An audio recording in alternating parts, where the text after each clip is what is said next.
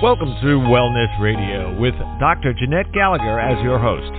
Her show discusses topics of health, wellness, and spirituality, and is about discovering your place in this great universe, from your cells to the cosmos.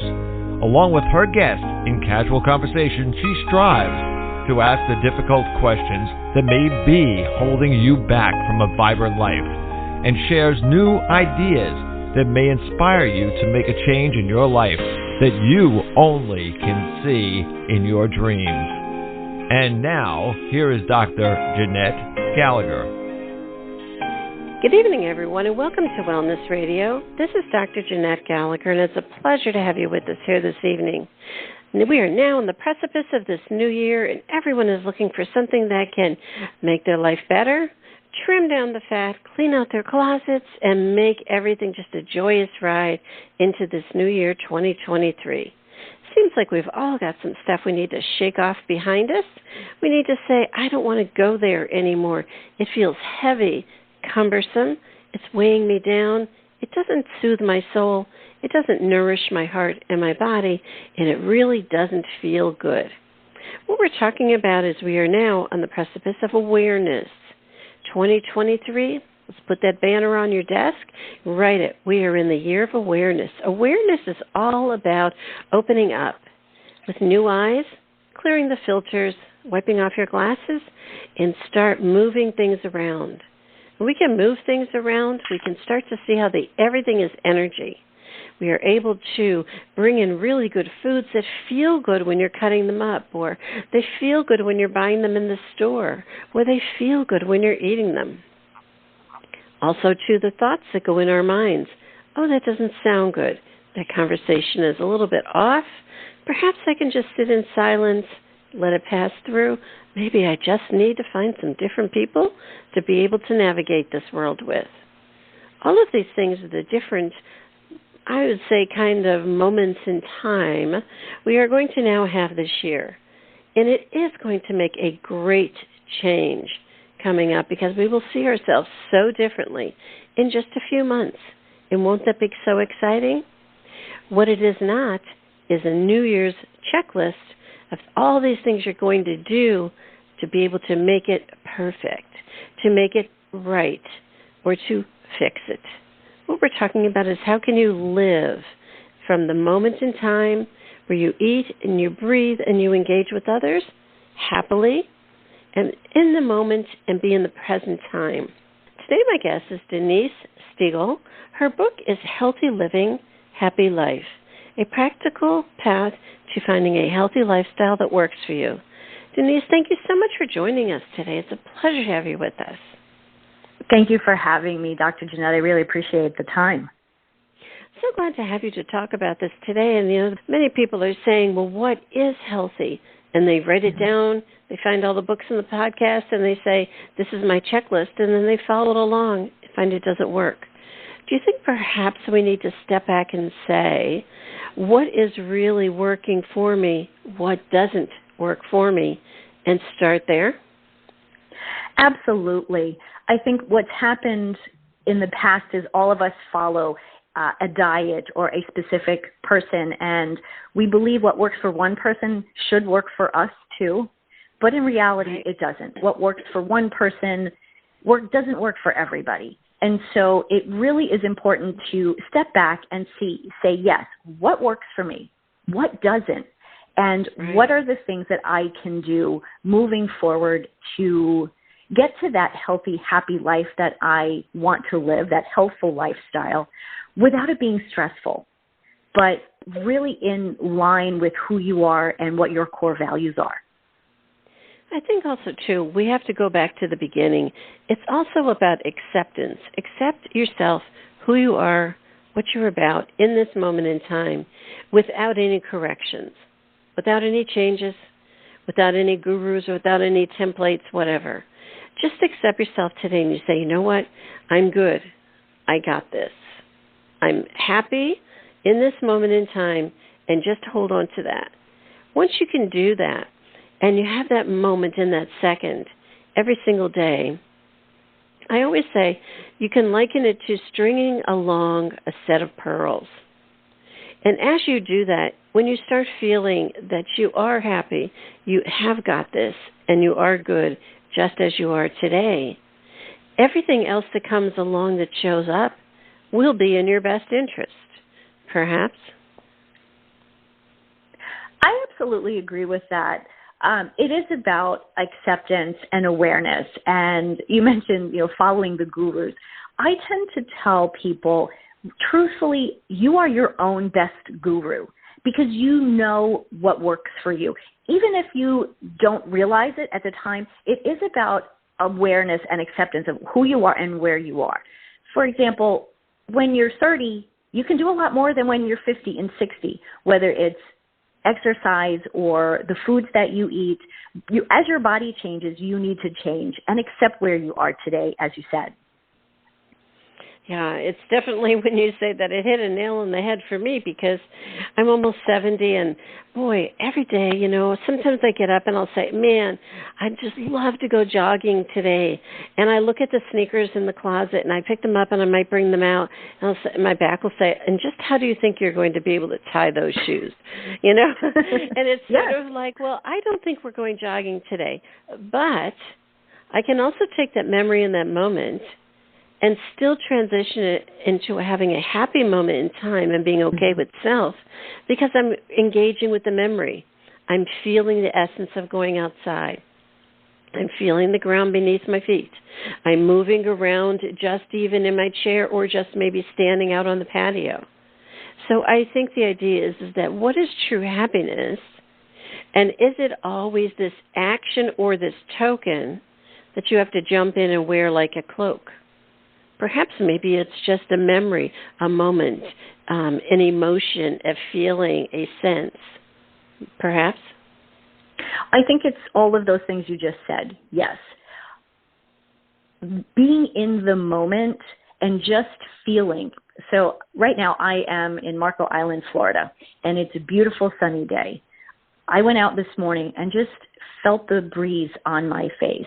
And as the sun was coming up, how warm it was compared to Minnesota where I actually live.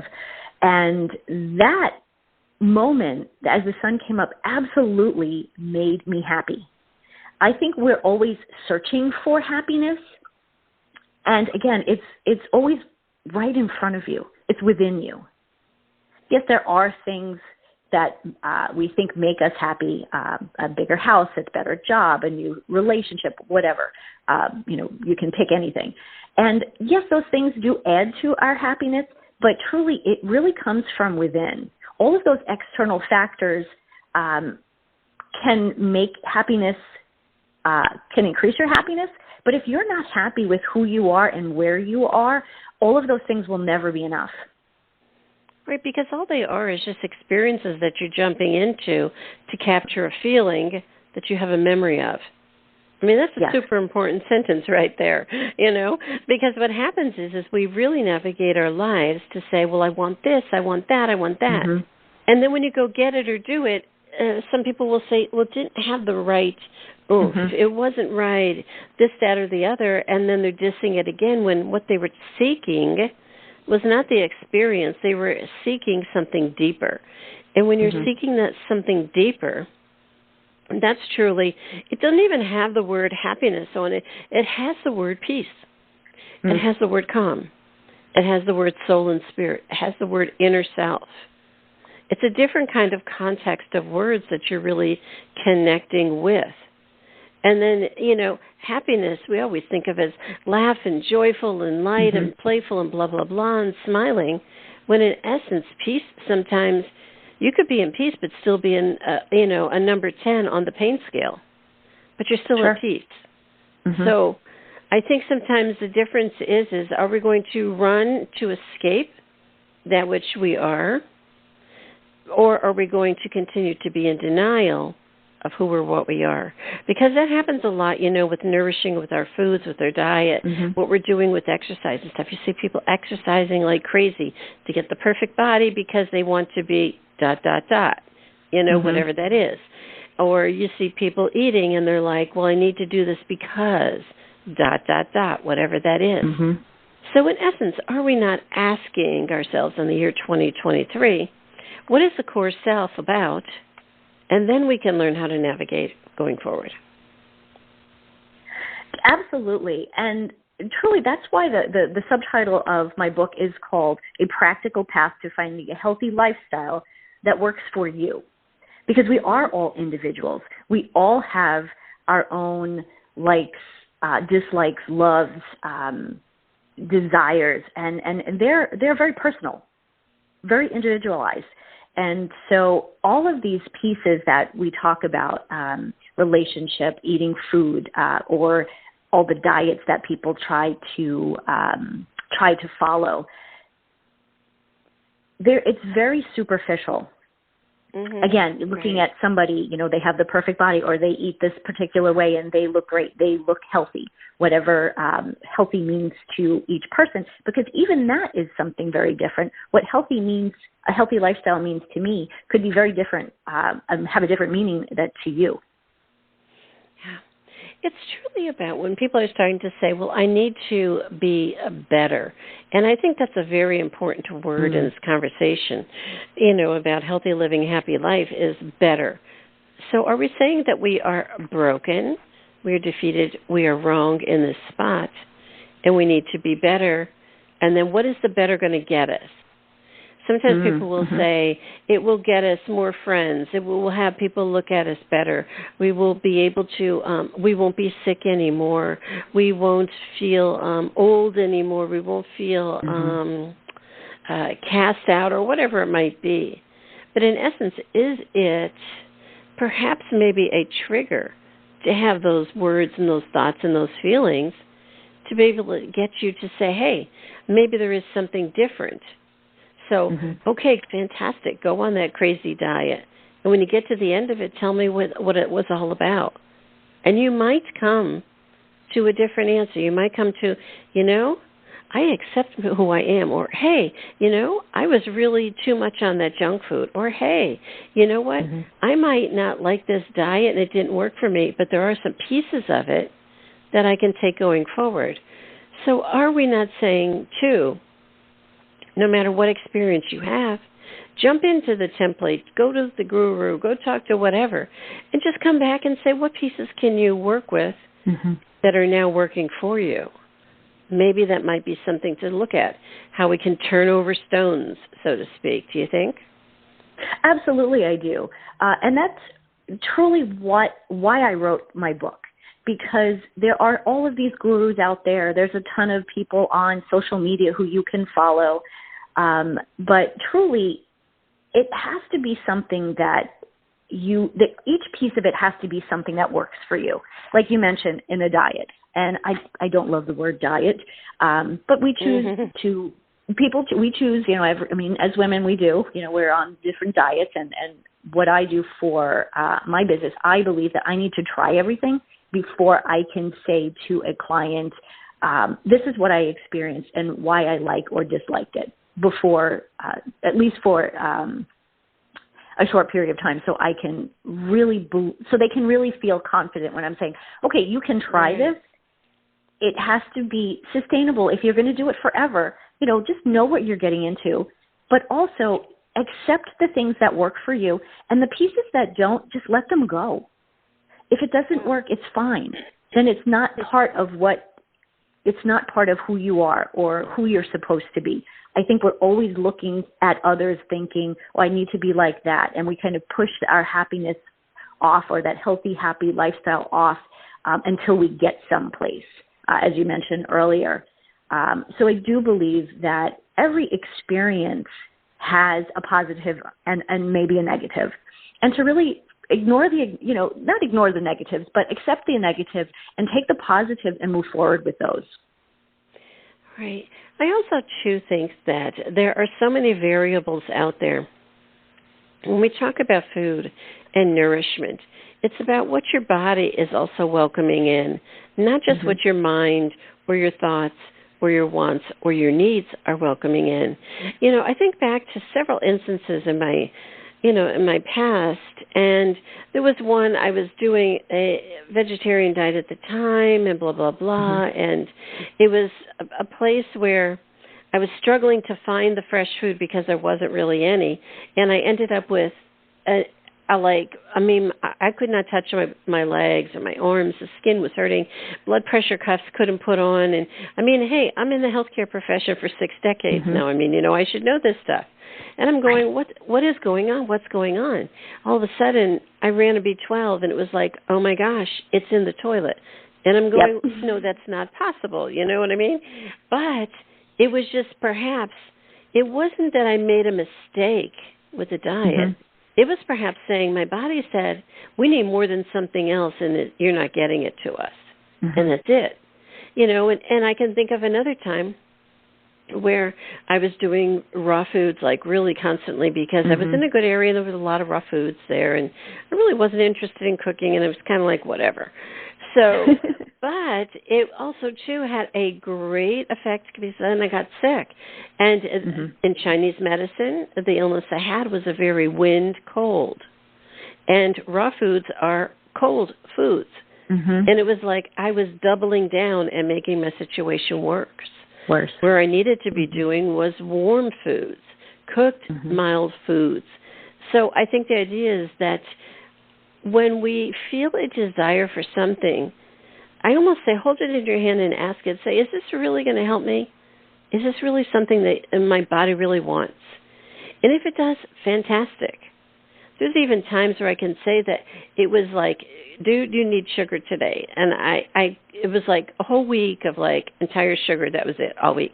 Because my glucose had gone so low, and my head knew I needed some sugar, and it was just going to tell me in this message that's what I needed.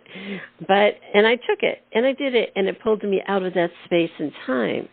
So I think sometimes we are so hard on ourselves, and we say, but that isn't right. You can't do that. Oh, no, that's not that. And our body has a totally different conversation. Haven't you found that? I have. I think we've kind of lost touch with our body. Our bodies are incredible. They have such knowledge. Our bodies have such knowledge, and we're not intuitive very often. We're busy. We don't think about things. We don't slow down. And so I think when it comes to, especially food, that's really my area. Eating intuitively, and in that, I mean, eat when you're hungry. Eat the foods that, as you mentioned, nourish your body and are giving your body the energy and the micronutrients and macronutrients it needs. Because without, and I've done the same. I've tried a vegetarian diet a handful of years ago, and I loved the food. It tasted great, but my energy levels were low. I didn't feel well. I was tired all of the time. And my husband said to me, he says, well, maybe you just need, to have a good piece of meat. And he kind of said it in jest, but I thought, let me try it. And truly, within a day of having, I had a filet mignon, and just, 3 ounces. Within a day, I felt like myself again. And so because I was following a diet, and really trying to follow it to a T. This is the way they say, whoever they are, they say to do it. And so I was following that. And again, even with my own background and knowledge, I knew it wasn't right. But because so many people had jumped onto the vegetarian bandwagon, I thought, well, sure, everybody that's doing that, they look healthy. I should do that. I've got to try that. And to find that it just didn't, my body just said, no, this is not good. And then finally, intuitively, to understand why I wasn't feeling good and why even some vegetarian foods agreed with me or didn't agree with me. And it wasn't until I took that step back that I actually realized that it was actually making me not sick, but just sickly. I didn't feel good. And it's almost as if that intuition is not necessarily even about the food. It's saying, when are you going to listen to me? You're still listening out there. Yes. Yes. And when we start to do those diets and stuff, it's still listening out there. And I can tell you, as I said, I'm almost 70, and it's been really weird lately. And there's been a whole lot of crazy energy out there, and things have really been feeling like off, because like I'm a medium too, of course, and I really feel energy very intensely. And as they're coming up on this full moon time, or when you have different shifts in the energy, there's a lot of chaos out there in the world. You see it on TV or on social media. I tend to feel it, and it tends to hit my gut. So I'm not eating. So sometimes the people will say, I just don't feel like eating. Or when I feel like eating, I eat really weird stuff. And I'm going, you know what? Awesome. Because you know what? You're knowing that there's something different going on. And say it every day. There's something different going on. What's up? And if you can do that every single day until you get an answer, isn't that kind of the path that you want to be on? Because sometimes it will take you and it'll say, you know what, the energies are really weird. Or you know what, maybe I don't want you to cook in the morning, and maybe I want you to have raw foods in the morning. Maybe I don't want you to eat at all in the morning. Or maybe that coffee that you've been drinking for 70 years, let's try tea for a little while, And I'm going, okay, so I did the tea, and I'm like, you know what, no, I like to go back to the coffee. So I think the idea is that we always want to cast out that which honors our soul and our spirit, because we think our body has some kind of program that it's not on or whatever, or we're going to be made or that wrong. It's broken. Yeah, and this constant thing. So it's sort of, we're also talking about when we're nourishing our body, it is about our soul and our spirit. So when I'm drinking coffee, I'm thinking about my ancestors. Every one of them had coffee all the time. It was 24 hours a day. That was always what it was. That's how I connect with them. That's when I know they're here. So that's my mantra. So I think what you're really talking about in the book is, how do you find your mantra for yourself that's supporting yourself? What is it that your body says, this is comforting, this is what my soul says, and I'm good with that. Everything else is a work in progress. Would it be okay for that? Absolutely. And, we always say the phrase, life is a journey, not a destination. And so enjoy the journey. We're not broken. We do tend to, kind of cast out, as you say, when it comes to all aspects of our lives. Right. And truly, if we slowed down, and I know for a lot of people that's hard, but to slow down and really be mindful of, having those mindful moments, even if it's, a minute an hour, a minute every couple of hours, just to really regroup and understand, where am I? How do I feel? And why do I feel that way? And it's interesting that you mentioned about the coffee, because I'm the opposite. I'm a tea drinker. My family's from England. So everybody, we're teetotalers. Right. And so I completely understand that. And, the few times when I have coffee in the morning, I actually feel off. And when a couple of years ago, when there was a big push with keto and the bullet coffee, and everybody was doing it, and I thought, well, let me try that. Oh my gosh, it was like the worst thing for me. Yeah. And in all aspects, it was the worst thing for me. Yeah. Well, I live in New Orleans, and the coffee here is not regular coffee. It's coffee and chicory. And coffee and chicory is an herb. Chicory is an herb, and it helps your liver, and it keeps your body functioning well. And I'm going, I could never drink regular coffee, ever. I'd have to have coffee and chicory, because my past lives are from here. It isn't just my ancestral lineage, it's my past lives are from here. So I think also, too, sometimes people will say, something triggered me. I tried this, and then immediately a nutritionist or a dietitian will say, no, and you're like, no, I'm going back to that, and people are afraid to be able to hone into that and honor that. Do you think? I absolutely agree with that. There's just so much that we're always seeing on social media and the news that we think that, especially when it comes to diet and nutrition, what we're actually eating and drinking, there are too many good foods, bad foods.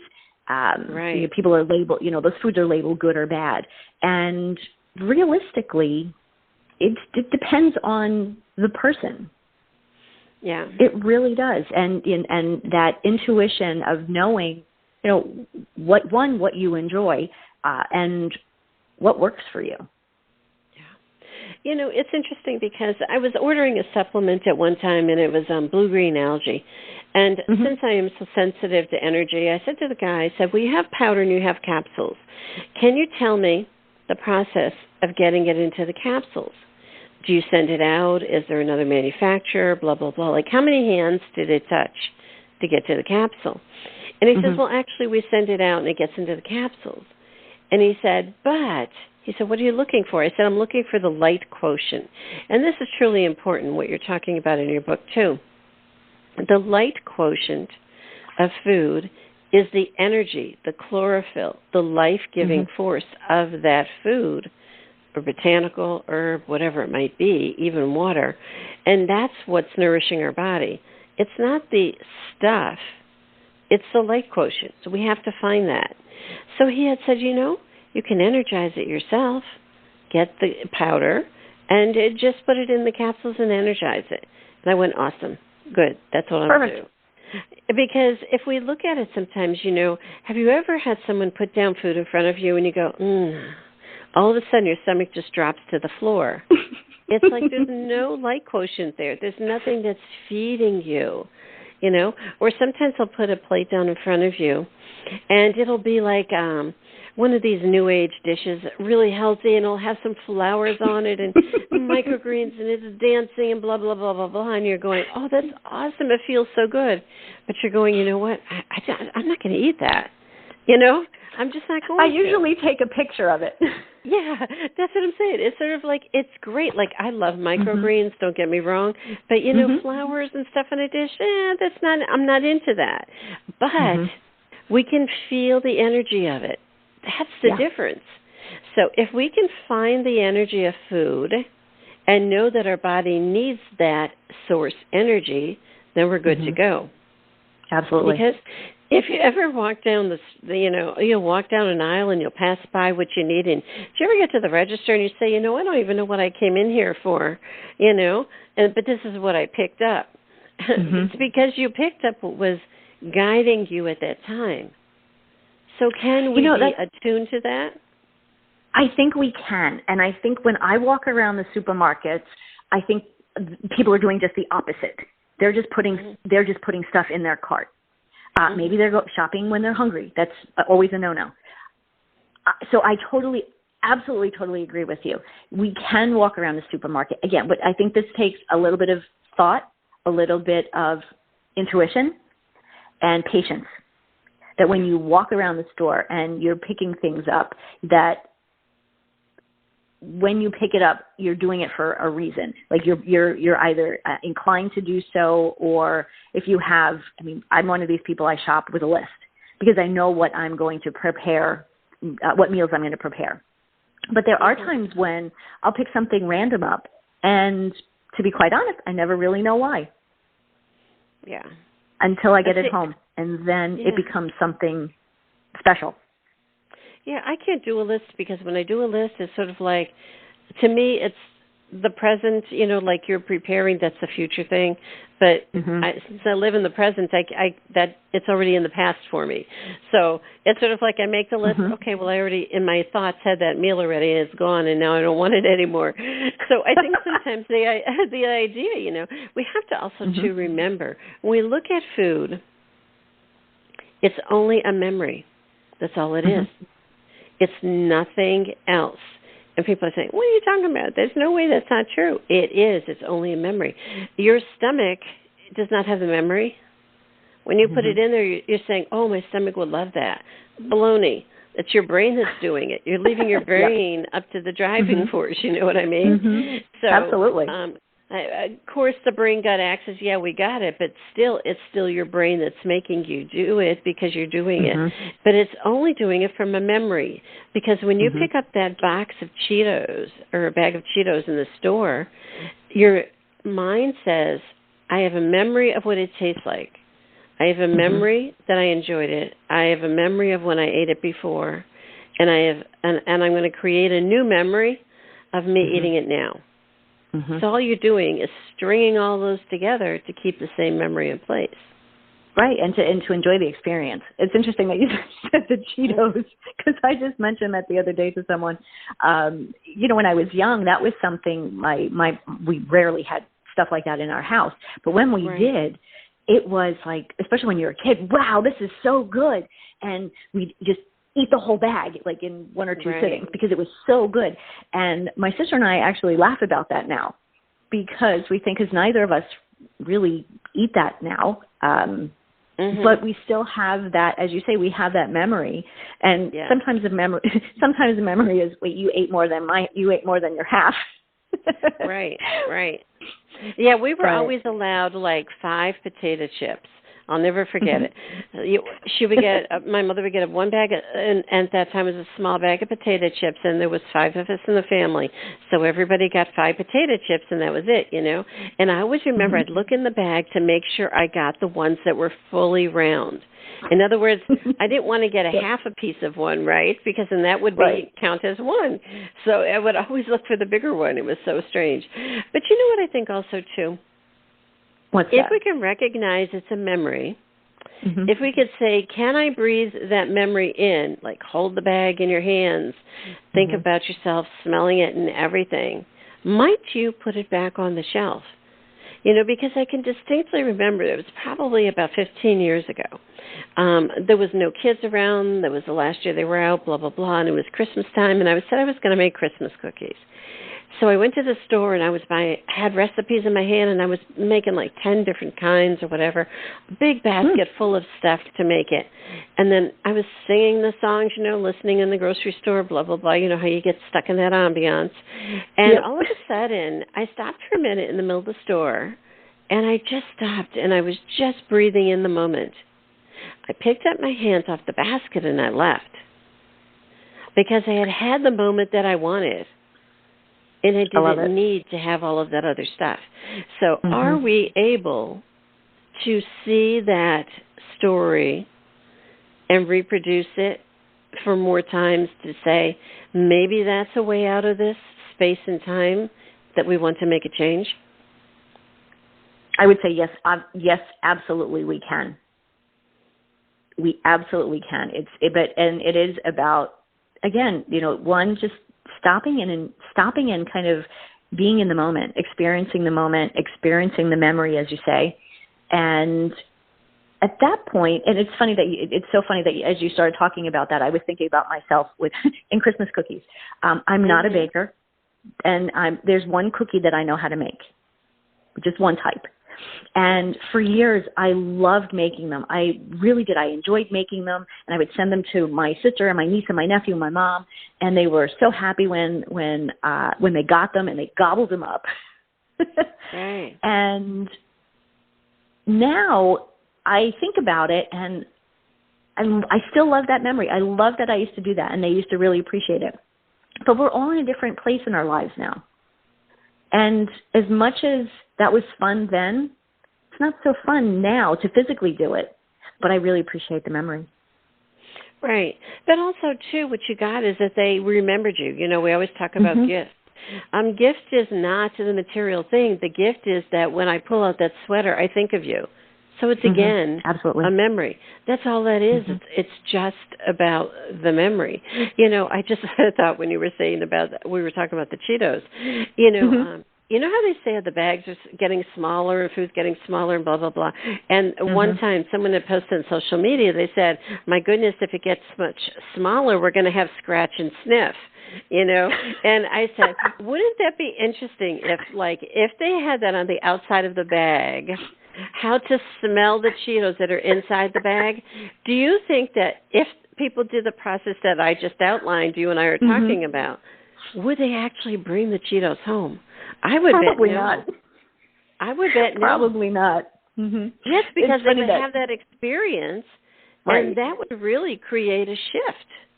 Exactly. There's a chef that I follow online. She has a television show, and she always talks about. I wish we could invent smell-o-vision, because as she's cooking, and you can see the food looks delicious. It must smell good, Because truly, I mean, we eat without, I mean, we obviously eat with our mouth, but the first thing is like we smell it, and that's really what starts the salivation process and, you know, getting yourself ready to eat something. So just the smell is, to me, sometimes enough. Yeah. I mean, how many times have you walk into a bakery?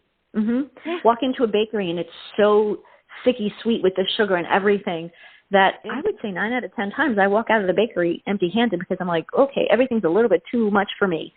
But I kind of feel like I've eaten it kind of like through osmosis. I've gotten the sugar high through osmosis just through smelling it.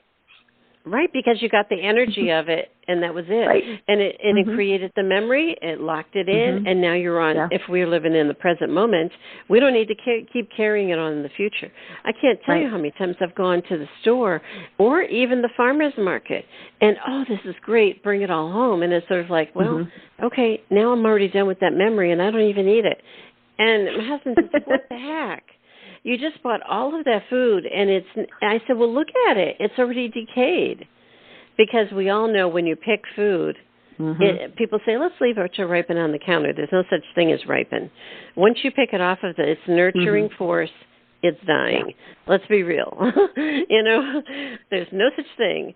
So every time you put it out there, it's already in its process of decay. And it's sort of like you're going, oh, well, then what happened to that light quotient? It's gone.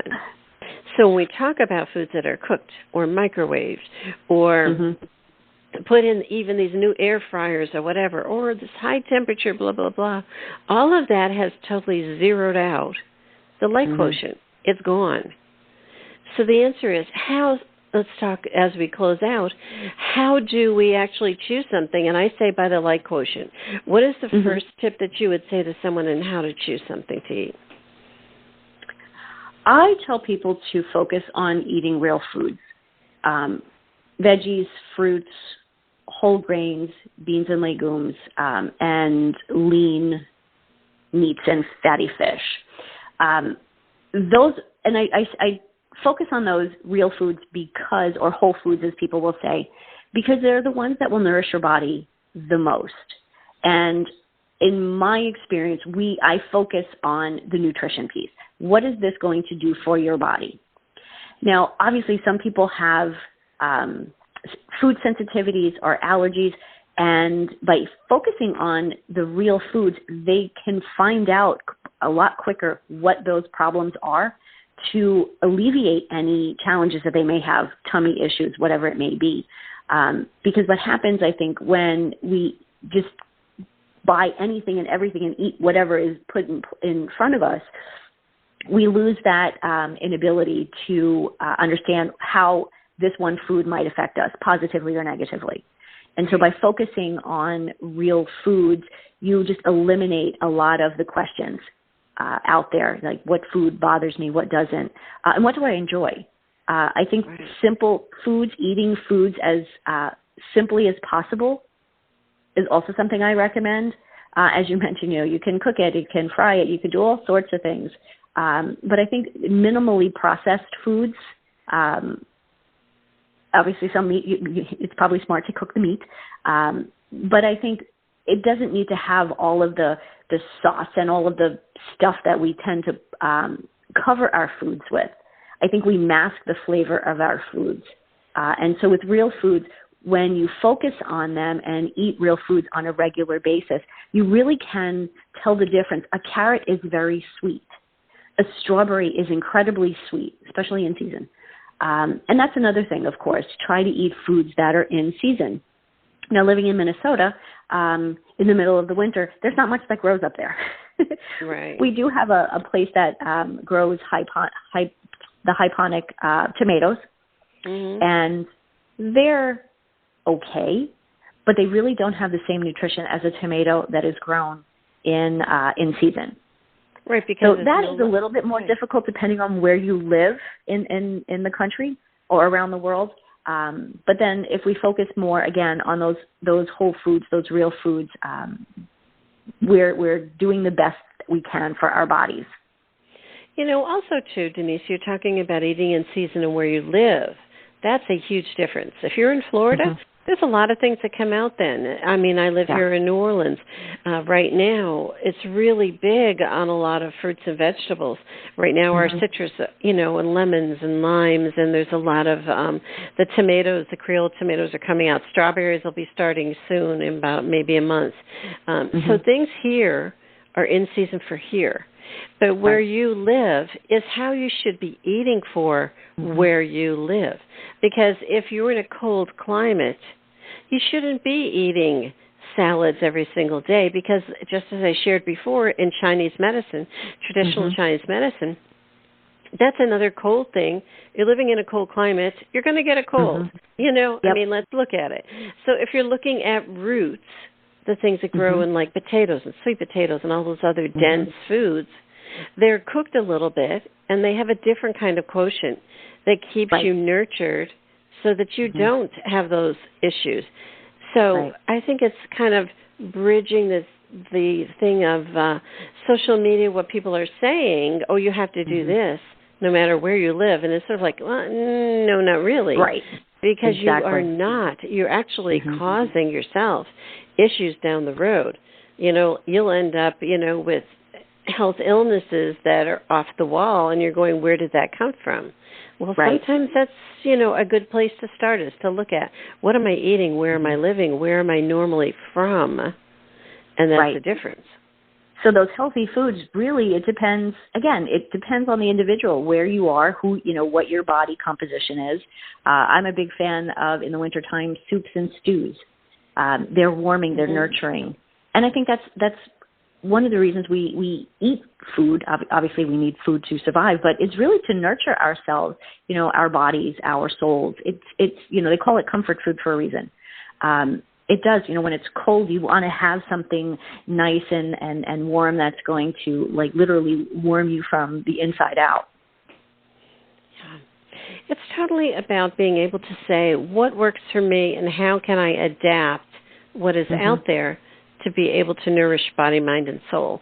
That's what truly your book is all about. Because every movement you make, I mean, you can't go out jogging no matter what, just because someone says you need to go out and run, or you can't go out and do 10,000 steps a day and turn around and can't stand up the next day. So you need to be able to be conscious about what is your body saying and how can you encourage it to be able to be healthy, to be able to continue to move, to be able to digest the foods that you are putting inside.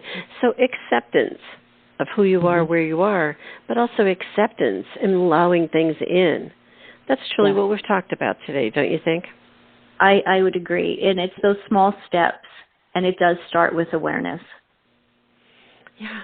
It's definitely eye-opening. I think sometimes people will say, but I always did that all the time. I have someone, they say, but that's what I do, And I'm like, well, okay then, And I kind of just have to step aside and leave it alone, because it isn't my fight. So I think sometimes when people are saying, I want to make changes to my life or to my health or the way in which I engage in the world, and they have a lot of people around them, I say, just step back, step out of the circle. Get out of the dang sandbox. You don't need to engage in it. Get out of it. Shake it all off and put a different cloak on for that day and say, I'm going to do this for me. And maybe in the year 2023, it could be about what is good for me? What is good so that I can help others? What is good so that I can let others find their own path? Maybe that's really where we need to be. I love that. Thank you. Yeah. I think, Denise, sometimes we want to fight it up and we always say, but this is what it was, and you and I have shared, you can have a different way. So can you share with the listeners how to find out more information about your work? That would be wonderful. Oh, absolutely. So you can find me on livinghealthylist.com. You can also find me on social media, also at livinghealthylist.com. Check out my YouTube channel. There's some great interviews and information there as well. Very good. Well, we thank you so much for joining us today and on to the year 2023. And I hope that in the next 3 months we will say, oh, this is awesome. Look at where we've gotten, even if it was only a tiny step or perhaps you don't even recognize yourself. Wouldn't that be great? Absolutely. Absolutely. We're always looking to move forward. Well, thank you so much for joining us and engaging in this conversation today. I appreciate it. Thank you, Dr. Jeanette. I appreciate your time. If you'd like to find out more information about Denise Stegall, again, her book is Healthy Living, Happy Life. Please do click on the link on the bottom of today's show page to go directly to her website for more information, and check out her other social media venues for more shows, information, tips, and encouragement. And it truly is about being able to say, how can we move forward with eyes wide open? Clean off those glasses, start emptying some drawers out. Oh, there's a really good thing you could really start with in the year 2023. All those spices that you've got up on your counter that have been there for years, throw them all in the garbage and say, you know what? I'm going to start finding what enhances my food, what is joyful in my life. Clean out that closet and those old shampoos and soaps and say, I'm going to find something that nourishes my body, and start there. Really, clean your slate. Wouldn't it be awesome? Thank you so much for joining us today. This is Dr. Jeanette-Gallagher. Until tomorrow, have a great day. Today we discussed many life-changing concepts. Who do you turn to, and how do you know what is best when faced with a health crisis? Dr. Jeanette is a patient advocate. She listens to the patient, the doctors, and the family, clarifies the health issues and concerns, then helps the patient make the best choices going forward. If you would like help implementing change into your life and health, we can talk and see where you are stuck and how to improve the quality of your life. Check the link on the bottom of today's show page or visit dr.jeanette-gallagher.com to schedule a phone appointment today.